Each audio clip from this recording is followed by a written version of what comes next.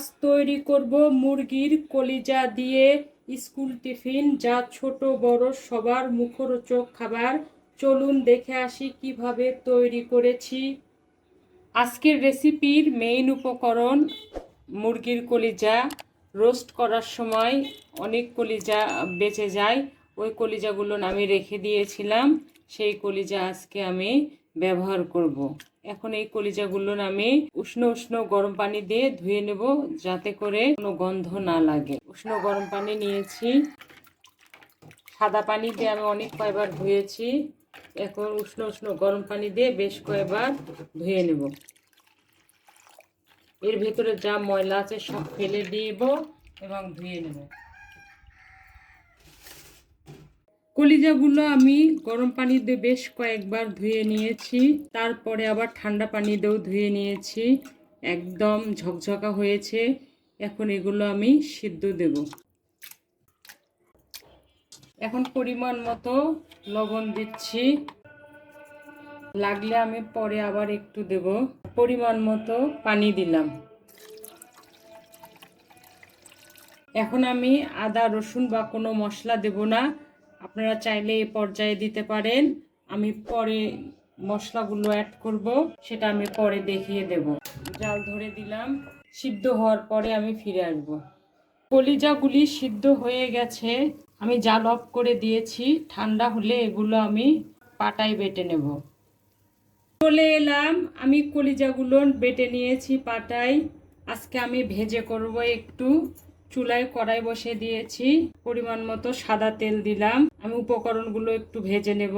প্রথমে পেঁয়াজ দিলাম, পেঁয়াজটা 2-3 মিনিট একটু ভেজে নেব। পেঁয়াজ ভাজা হয়ে গেছে,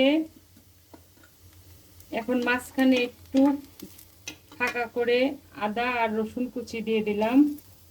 এতে করে ফ্লেভারটা সুন্দর হবে, খেতে অনেক টেস্ট হবে।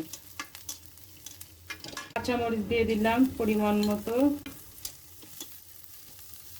গুঁড়া মরিচ দিলাম, এতে করে আরো সুন্দর এবং টেস্ট হবে।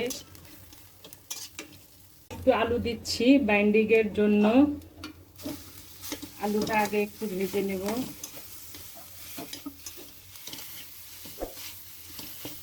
আলু আমি 2-3 মিনিট ভেজে নেব। আলু ভাজা হয়ে গেছে, পরিমাণ মতো লবণ দিলাম, স্বাদ অনুযায়ী বেটে রাখা কলিজাগুলো দিলাম মুরগির। জালটা আমি এখন আস্তে দিয়েছি। কাঁচামরিচ দিয়েছি, একটু শুকনো মরিচ দিলাম পরিমাণ মতো। এগুলো একটু ভেজে নেব। জিরা গুঁড়া ধনে গুঁড়া দিলাম পরিমাণ মতো।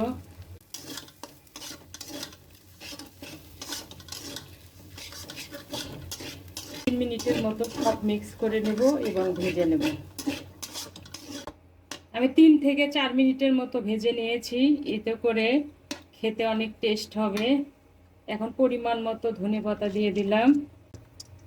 ধনেপাতা দিয়ে আমি 30 সেকেন্ড থেকে 1 মিনিট ভেজে নিয়ে জালটা অফ করে দেব।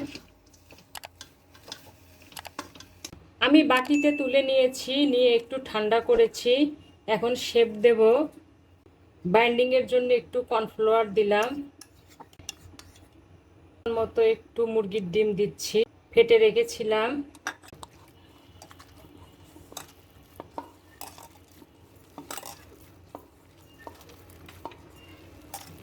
সব মেখে নেব সুন্দর করে।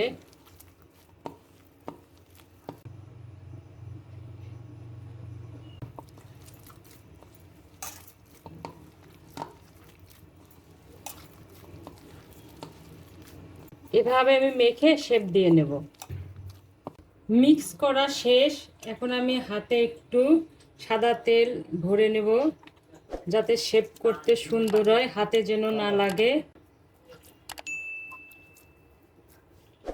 যে কোনো ভাবে শেপ করা যাবে, গোল করা যাবে, মুঠি করা যাবে। আজকে আমি গোল গোল করে শেপ করব।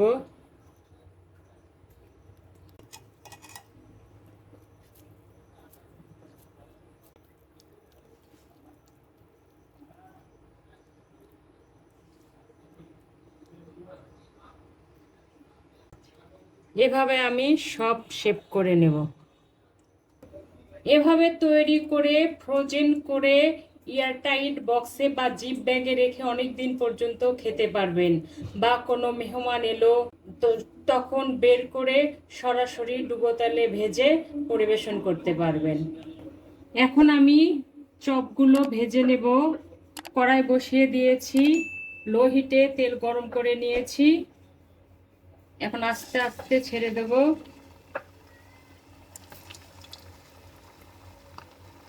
একসঙ্গে বেশি দেব না।